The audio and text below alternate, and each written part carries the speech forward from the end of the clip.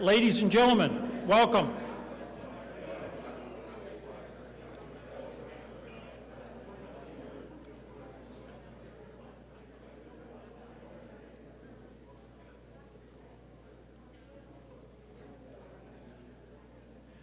Ladies and gentlemen, welcome to a pretty special event today. Good afternoon. Minister MARIT, Mayor Masters, and to all of you, our special guests, both in person and online, welcome to today's event. My name is John Lee. I'm the President and CEO of Economic Development Regina, as well as Tourism Regina, and I can tell you our team and our board are more than excited to be here today for a pretty significant announcement around the ag and food sector, and specifically the launch of the Greater Regina area's long-term ag and food strategy. I'd like to start off by acknowledging that the land on which we are is Treaty 4 territory, and the territory of the Anishinaabeg, Nehiyawak, Dakota, Lakota, and Nakota, Oyata, and the original home of the Métis Mischief Nation.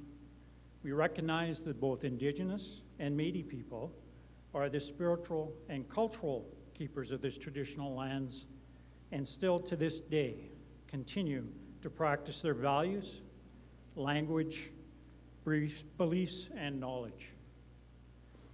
Joining us today are a number of special guests.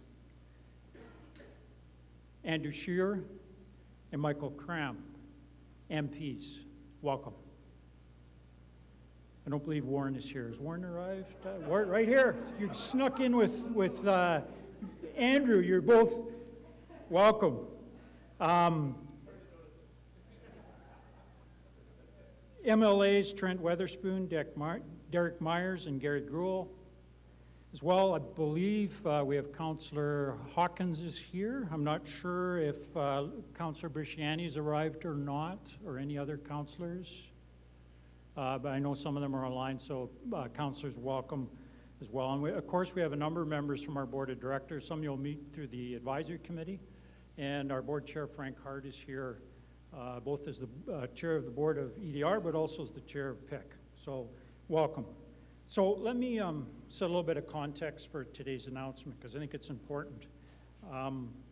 First, the Greater Regina area has always been the home of agriculture, innovation. Best producers in the world call our region home.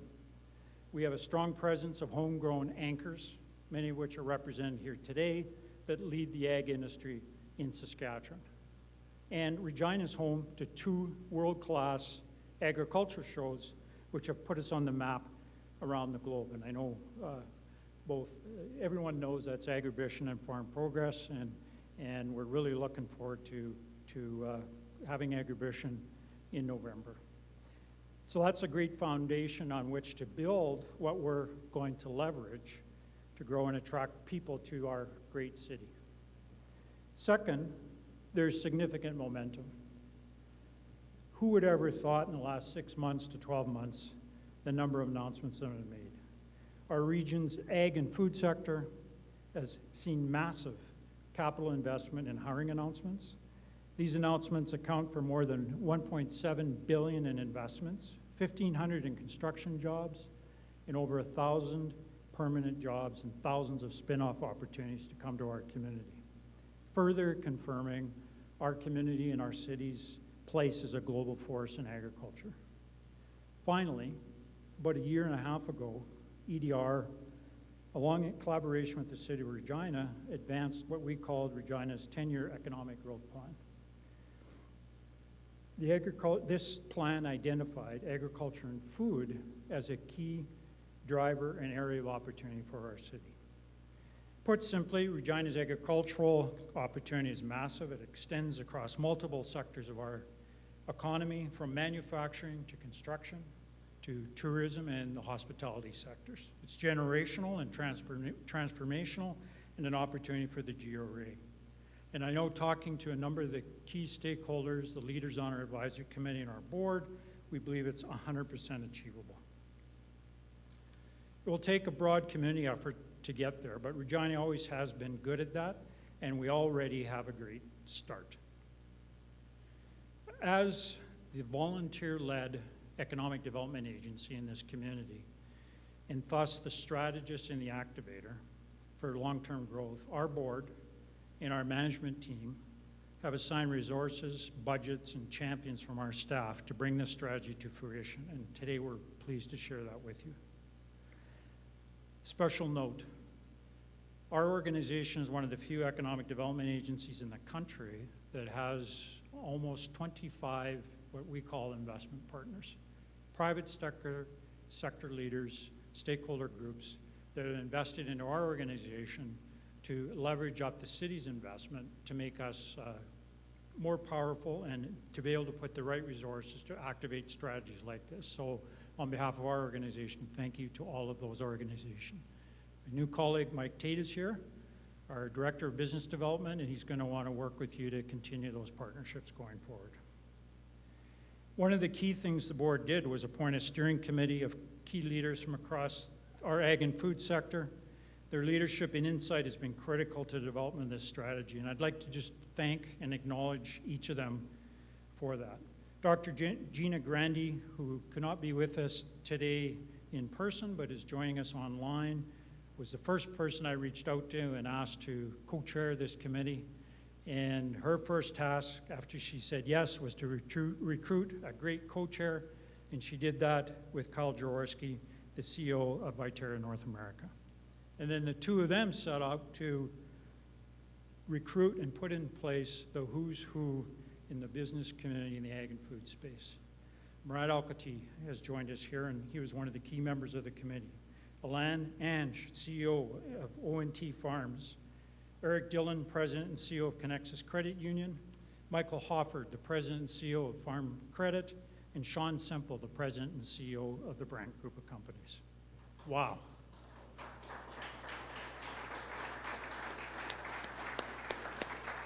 I don't think there's too many other communities in North America that could bring such a great group of leaders together. This has also been a key effort among our staff, and a lot of folks have pitched in, but I do want to acknowledge just 4 people. New recruit to our organization is Tina Beaudry-Miller, our Chief Economic Growth Officer, and Tina's sort of been, if you're a basketball person, I sort of call her the point guard. She sort of makes things happen, she distributes the ball, and she's been just great at helping support to advance the strategy going forward. Lee Pham, our Director of Entrepreneurship and Strategic Initiatives. Chris Bonk, our Senior Director of Marketing and Communications, and also new to the team, Chelsea Galloway, our Chief Tourism and Visitor Growth Officer, who sees this ag and food space as a tremendous opportunity for activating our city when it comes to visitors. So thanks for your great work. So to conclude, this strategy identifies numerous short, mid, and long-term objectives to keep us moving forward, as well as several measures and baselines to ensure we stay on track. This is where the rubber hits the road and for us, and it will also be where it's getting very exciting. I do want to assure you, though, of a few things. This isn't going to be just another strategy, collecting dust.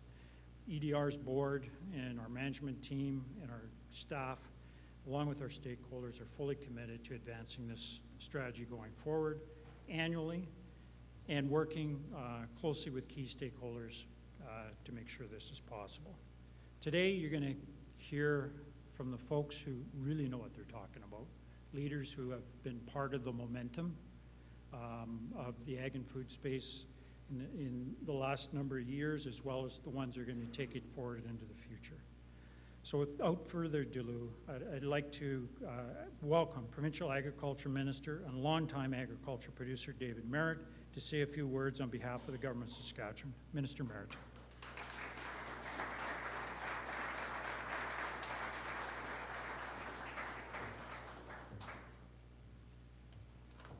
Thank you so much, John. And on behalf of Premier Scott Moe and the Government of Saskatchewan, it really is an honor and a privilege for me to be here. And I do want to recognize, obviously, the federal MPs that were recently re-elected. Congratulations, and my colleagues from the provincial government as well. So, and It's good to see everybody here for really a great news event. So first of all, I really want to commend John and the entire team at the Economic Development Regina for their hard work and especially for their vision to see this city and our province move forward. So they are looking ahead, not just to where they're going, but also where we can get to. And they are helping in the map, the forward, to get us there. Today's Ag and Food Strategy launch is part of something much bigger than Regina or even Saskatchewan. Frankly, the impacts of Saskatchewan's diverse agriculture sector does not stop at the city limits or at Saskatchewan's borders. This is an industry that connects us to the web of international markets in dozens of countries around the world. This is an industry that links rural producers just a few miles from where we are standing right now with consumers and businesses in other continents around the world. Above all, it's an industry that runs on and relies on continual growth and innovation. Agriculture innovation is one of the many keys that fit the locks and government's goals for the future. Those keys include things like investment, removing barriers of growth, and expanding our markets and finding new ones. They open up the kind of diversification and growth we need to maintain a dynamic 21st century economy like Saskatchewan's. This includes increasing the participation of Indigenous nations and their citizens in the agriculture industry. An inclusive industry is a stronger industry, one that thrives on new ideas, technology, and practices to keep us competitive in the constantly changing global market. Saskatchewan is uniquely positioned to meet the needs of these markets. We are well equipped to accommodate the kind of expansion we are anticipating in the agriculture sector in the decade ahead.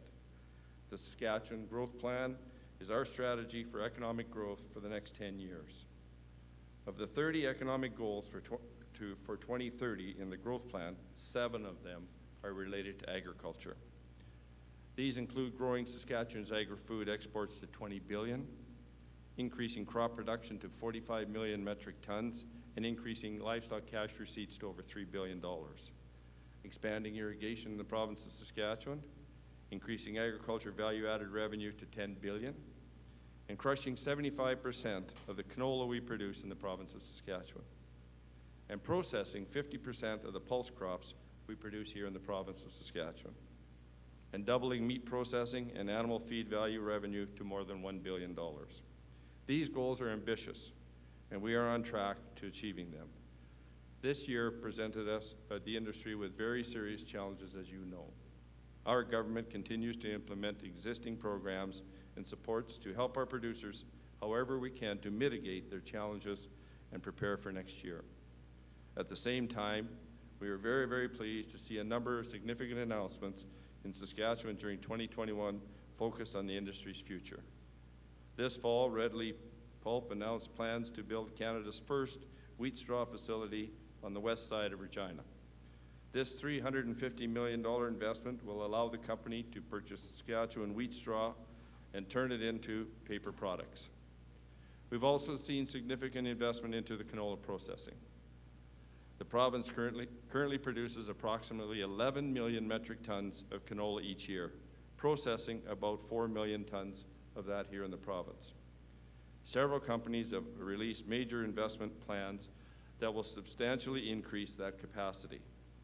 They include Cargill's intention to build a new plant in Regina with the capacity to crush 1 million metric tons of canola annually. Regina is also the site for Viterra's planned canola crush facility that will create 2.5 million metric tons of capacity, the largest of its kind in the world. Richardson International also plans to double processing capacity at its canola crush plant in Yorkton to 2.2 million metric tons. And Cirrus Global has announced plans to build a canola processing facility at Northgate, Saskatchewan, with a capacity to process 1.1 million metric tons. When these projects around the province are completed, we will well exceed our goal of processing 75% of the canola grown here by 2030. However, we also appreciate that our future growth depends on not just on increasing capacity. It is also largely driven by technology development and innovation. We already possess world-class expertise and an excellent international reputation as a supply source. We also place a high priority on academic research and infrastructure supported by strong industry partners and highly motivated tech sector. These play to our province's natural strengths and are establishing us as a global ag tech hub. Ultimately, we want to position our province as a destination of choice of agriculture researchers, entrepreneurs, and tech companies. One way we achieve this is by supporting research institutions in the province of Saskatchewan. We also make investments into ag tech through the Saskatchewan Advantage Innovation Fund, and most recently, the Ag Tech Growth Fund. Launched by Innovation Saskatchewan, the Ag Tech Growth Fund helps drive private investment and attract international ag tech companies to our province. Since 2012, Innovation Saskatchewan has provided over $14 million to support commercialization of new technology and accelerate advancements in the ag sector. Our recent 5-year, $15 million commitment to an ag tech venture capital fund will also develop and scale new technologies in agriculture. This fund will invest in agriculture startups focusing on early-stage investments in digital farm technologies that will be used by producers around the world. We recognize the support for local ag tech innovations through venture capital will help our farmers gain a competitive edge. This is how we create the kinds of advantages that not only help farmers and producers grow our own economy, they actually set the pace for agriculture innovation. We see this as a real chance to create a kind of environment that isn't just part of the industry, but helps accelerate the evolution of it. For instance, Saskatchewan's value-added sector comprises of 300 food processing companies employing approximately 6,000 people. By capturing more value from Saskatchewan grown commodities and new and better ways, value-added agriculture strengthens our economy where it matters most, at the community level. How do we do this? Our value-added sector revenue doubled between 2004 and 2019 from $2.3 billion to an estimated $5.6 billion. That's the kind of growth we're talking about. That's the kind of growth we're looking for in order to meet our goals for the next 10 years. It's the kind of growth we know an ag sector can generate with input and leadership from partnerships like the Economic Development Regina.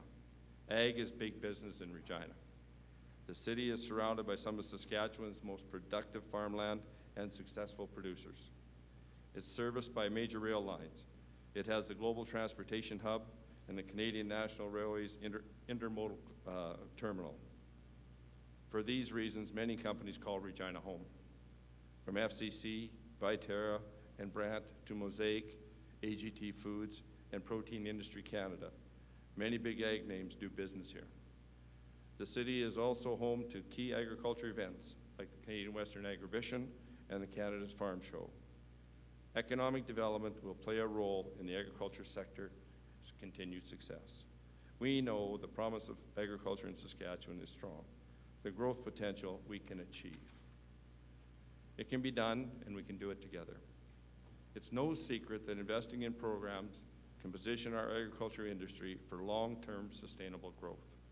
By investments alone are not enough. We need to work with partners and stakeholders in balanced, diversified, and creative approach to where we want to be.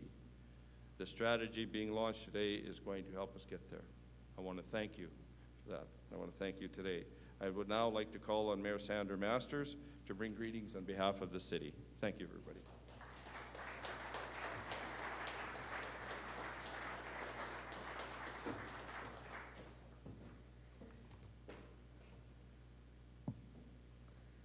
See if I can do this. This might be a bit easier, as will this be. Thank you, Honourable Minister David Marit, and hello, everyone.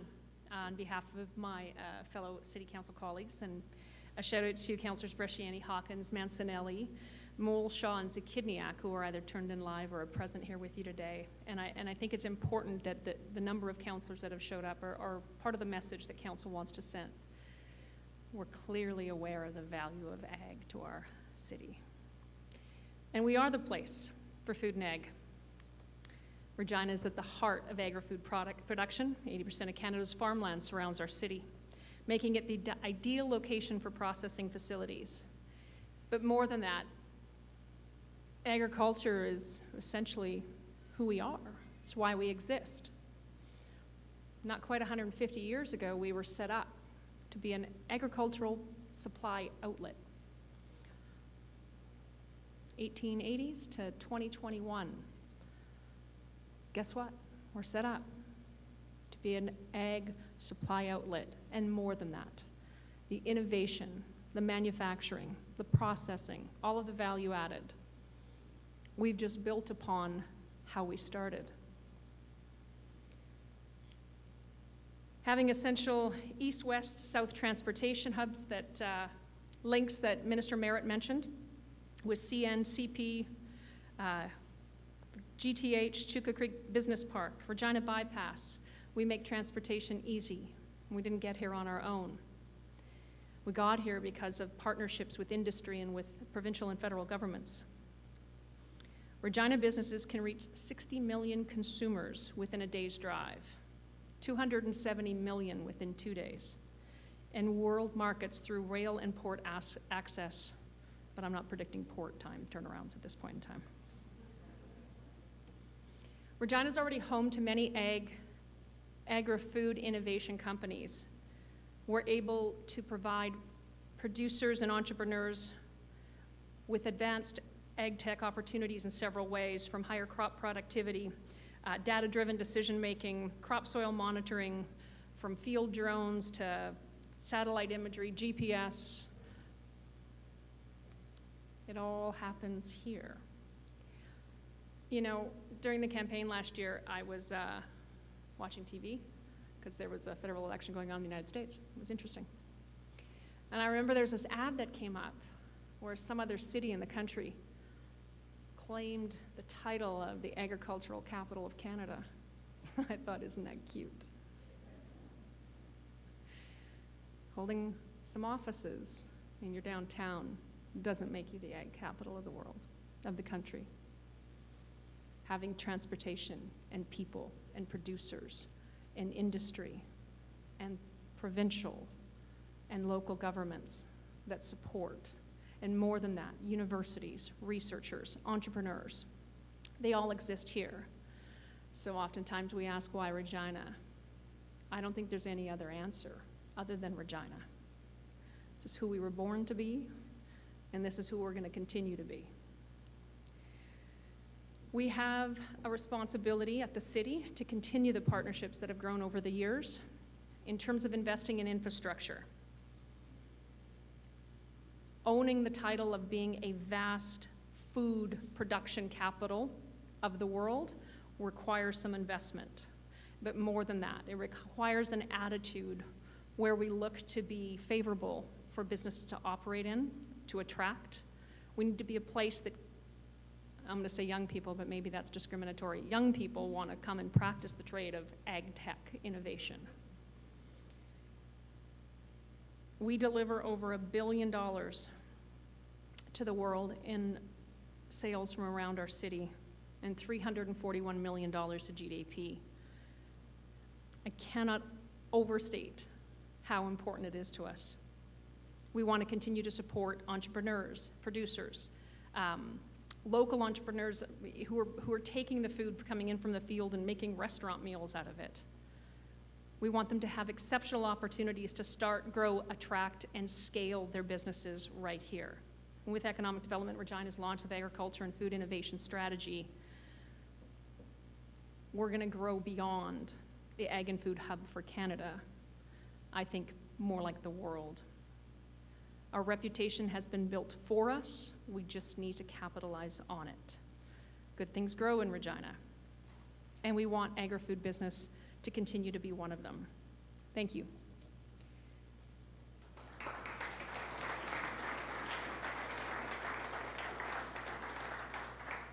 I'd like to invite ELAN ANGE, CEO of O&T Farms, SME Perspective, to talk now.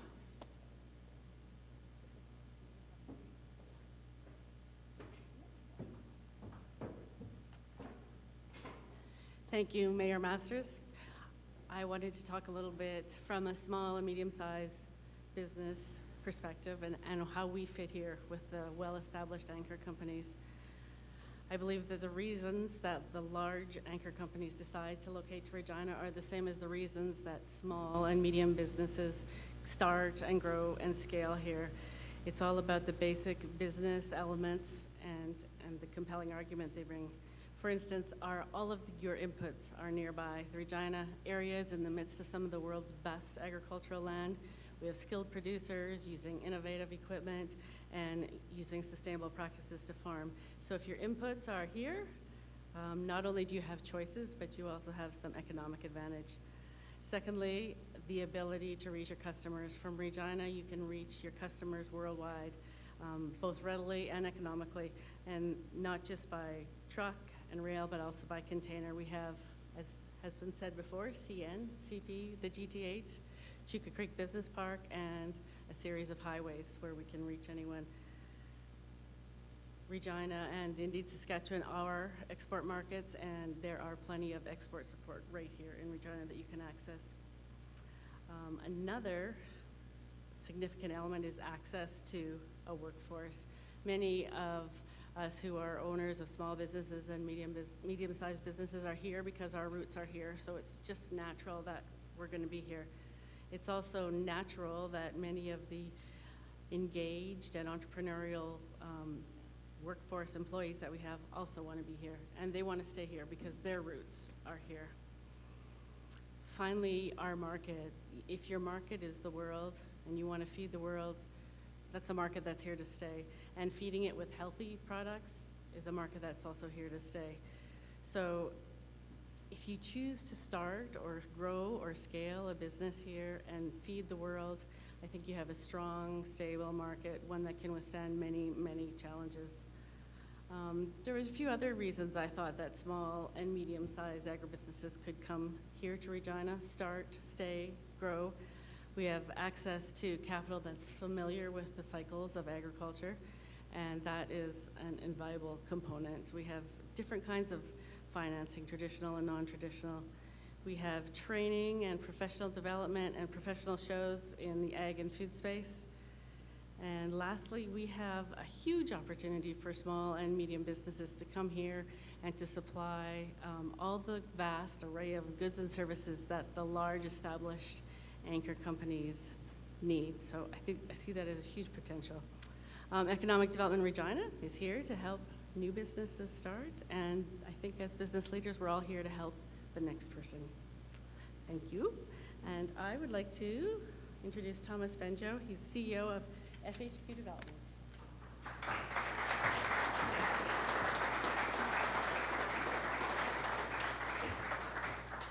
All right.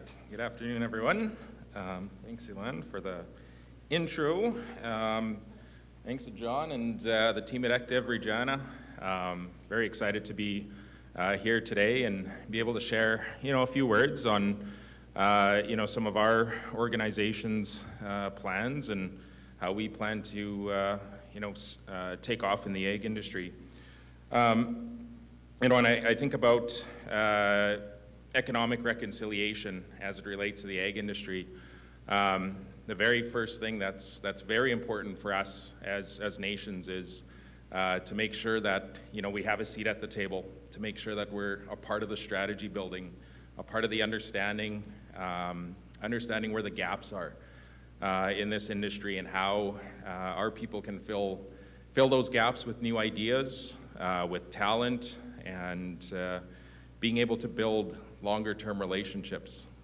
I'm not an ag expert, but I'm very, very good at developing partnerships and developing relationships and creating greater economic impact through the business model that we have at FHQ Developments. I think about some of the work that we've done in other industries. I look at the mining sector, oil and gas, pipeline. We've been very good at building those relationships, and we've been able to actually demonstrate, I've been saying this for a long time, that the multiplier effect of us participating in business is greater than our local businesses. And we've seen this, and we've been able to actually produce a study on our impact. Now, the FHQ Development's business model actually benefits 2.5 to 4 times the economic opportunity that we are able to partake in as an organization. So it's pretty significant. So for every dollar we earn in contract, we're benefiting the Saskatchewan economy by 2.5. Whoa. Oh, bringing down the house. All right. But it's 2.5 to 4 times that amount. So, you know, and it's because of the things that we're focused on. We're so focused on community. We're focused on filling those gaps in the community that we often forget as a business community. When we're so driven to be competitive, we sometimes forget about the community behind us, and that's where we come in and make sure that we try to find that balance in those opportunities. When I think about the strategy overall, working with key partners in the industry, have a lot of great relationships with a lot of people in the room here, and you know, been able to have very deep conversations about how we participate with those organizations.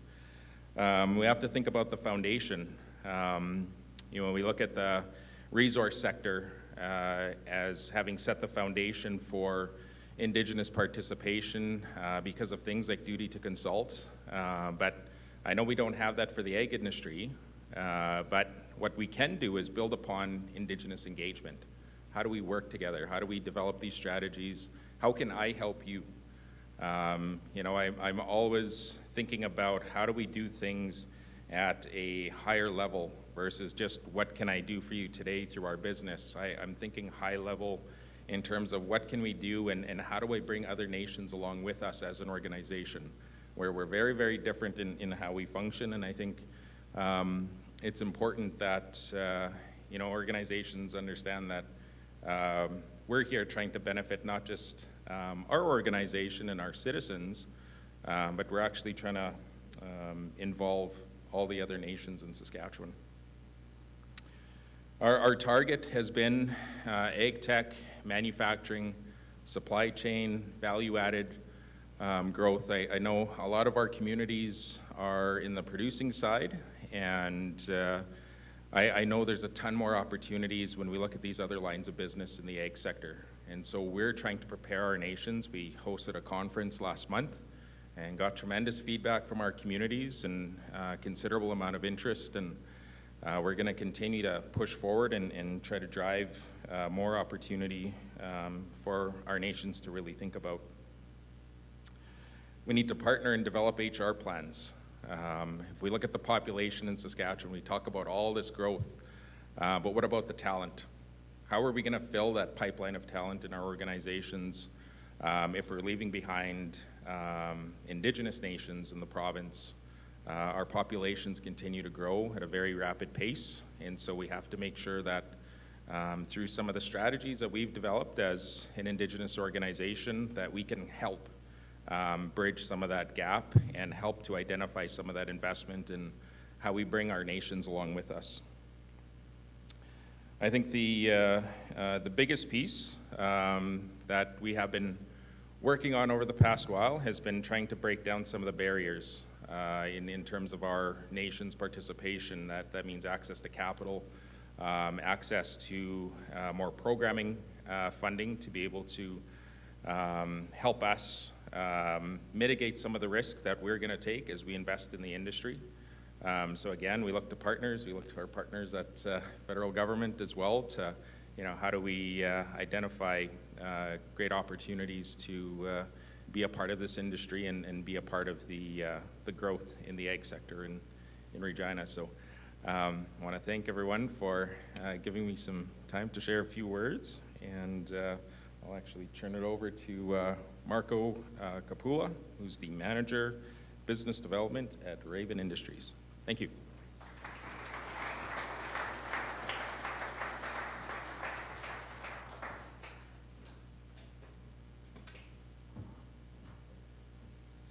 Thank you, Thomas.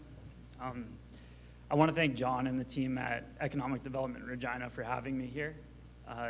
One of the things that I realized as I look at the other speakers and the folks around the room and those that have joined us virtually is that I'm getting far more credit than I deserve to be here, but nonetheless, very, very proud and very honored to be able to talk to you guys about a bright future in ag tech. On that note, I noticed that they gave me the easy question, which is stand up here and tell you guys exactly what's going to happen in the future. So if you take a look at my fantasy football picks, you'll know that I'm probably the wrong guy for that. No, I think I'll start where we often start when we try and predict what's going to happen in the future, and that's we try and take some lessons from the past. So my career in ag tech started 4 short years ago when I joined Dot Technology Corp. They were launching an autonomous power platform at one of the very notable farm shows that John had mentioned, just out by Saskatoon. And I fell in love with this project. I fell in love with this industry, with the people, with the customers, and it was so easy to become passionate about all that agriculture had to offer, in the greater Regina area and globally.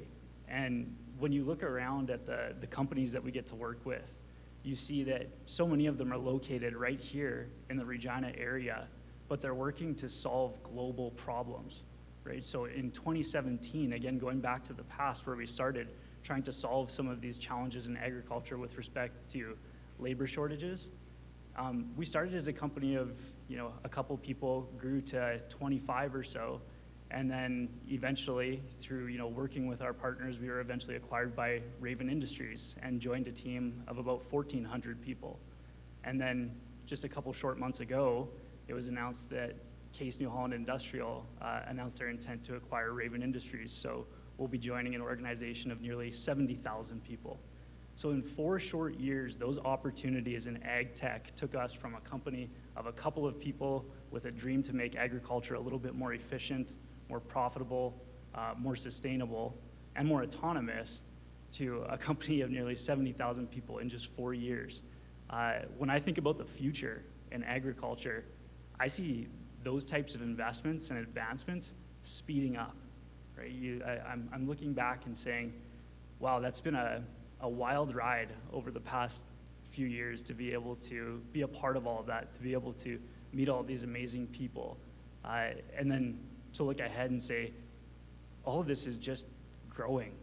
These opportunities are not stopping. There's more investment taking place. You look at the organizations that have been developed and established to raise funds, to invest those funds, to support these businesses in a very, very friendly environment to do business in. So what is it going to take to make those ag tech opportunities of the future possible? Well, it's going to take a lot of collaboration between all of us. It's going to take a lot of piggybacking off of the roads that have been paved by the mature companies that have been present in the industry for a long time. It's going to take work with the post-secondary institutions that have helped to fuel our labor force. Building, producing, designing these technologies and delivering them to market. At the end of the day, even though they're autonomous, they still take people to deliver them to the market. And so we look to our industry, we look to our post-secondary institutions, we look to our partners and to government to help facilitate all of that growth.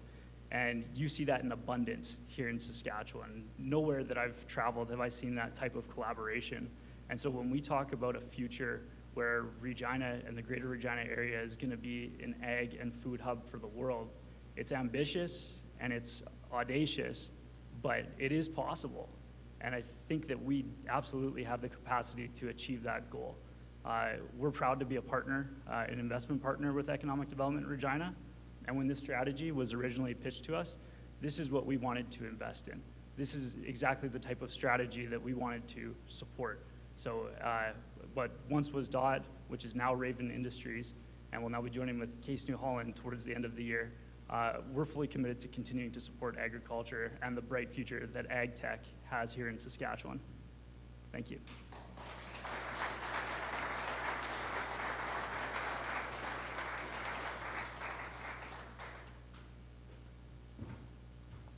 And now I'd like to introduce our co-chair, Mr. Kyle Jaworski, to provide some perspectives from Viterra, but also, more importantly, some perspectives as the co-chair of the steering committee. Kyle.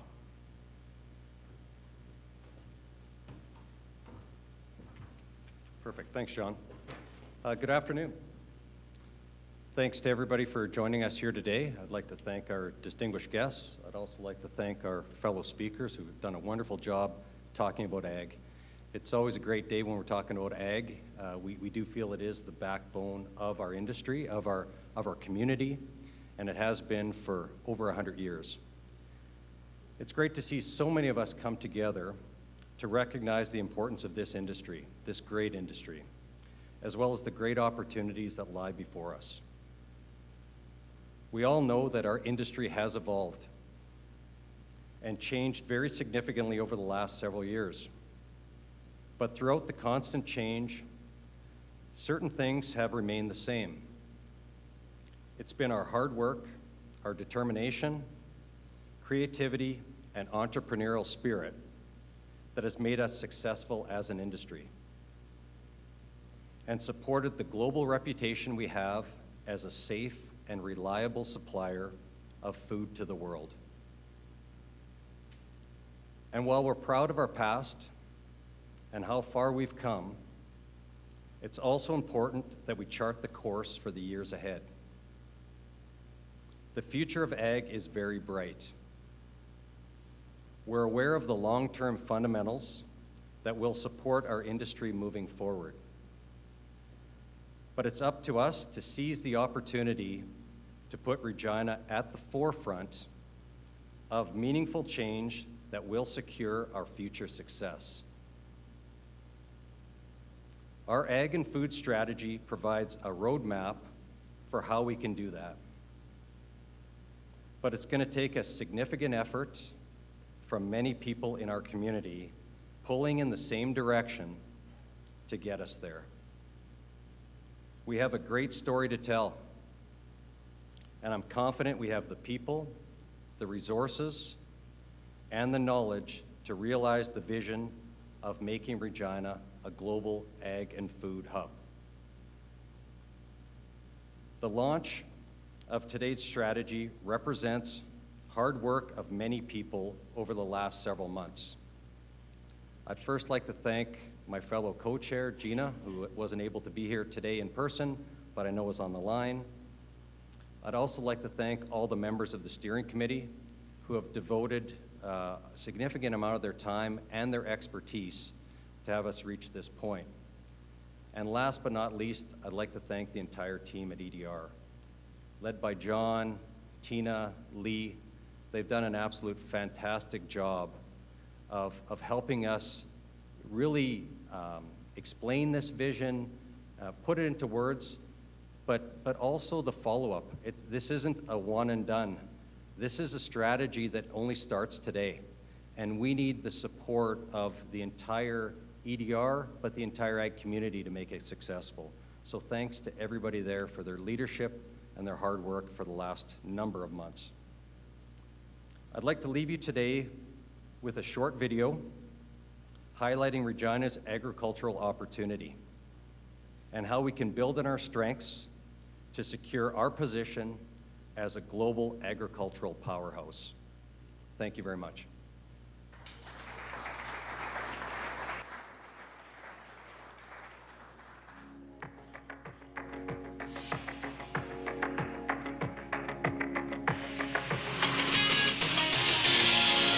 It's an exciting time for ag. It's been an exciting time for probably the past decade.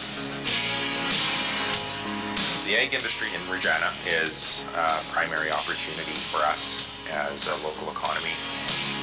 It has been the foundation of our province for so long. We tend not to think of it when we think about growth. There's been significant innovation that we've observed in the agricultural sector in the Regina region already, but we see more potential to diversify products and revenue streams. The horsepower that we have in the precision ag industry has all contributed towards paving this path to autonomy. We sit in the midst of some of the world's richest land bases and best crop production. Building a world-class agriculture and food hub in the Regina area is both a natural and an achievable goal. Regina has been a leader for agriculture for 100 years. It's an area that is the center of production in Western Canada. This is a multi-billion-dollar opportunity for us. We want to be able to take a good position, make sure that we build the right relationships, and explore external opportunities to be able to bring additional investment into Saskatchewan and into Regina.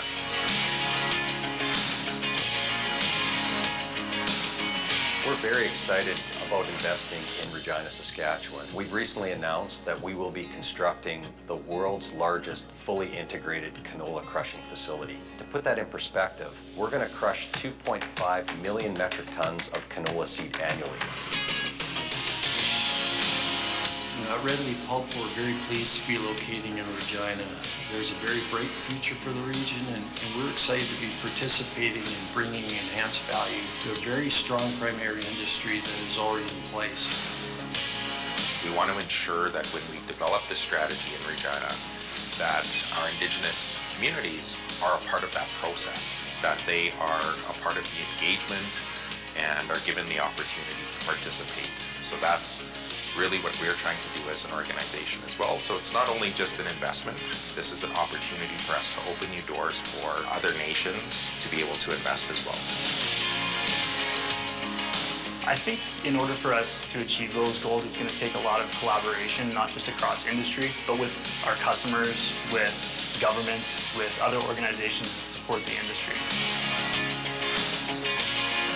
We're going to be known on the map as the global ag and food hub of the world. And to me, I think that's fully possible with the opportunities in front of us.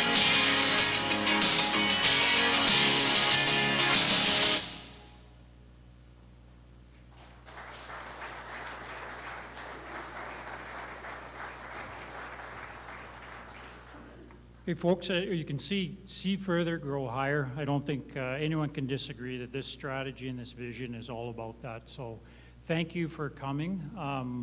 For those of you who, we've got question and answer. Chris is back in the room. Chris, wave. Chris is going to coordinate any interviews, questions, those kinds of things from the media and others who have questions. Folks, get out and have some conversations with some of the folks that have talked here and other leaders in the room. It's inspirational, and it's really going to be incredible to watch the next number of years in this city. So thank you for coming. Enjoy a drink, and let's have some fun. So thank you.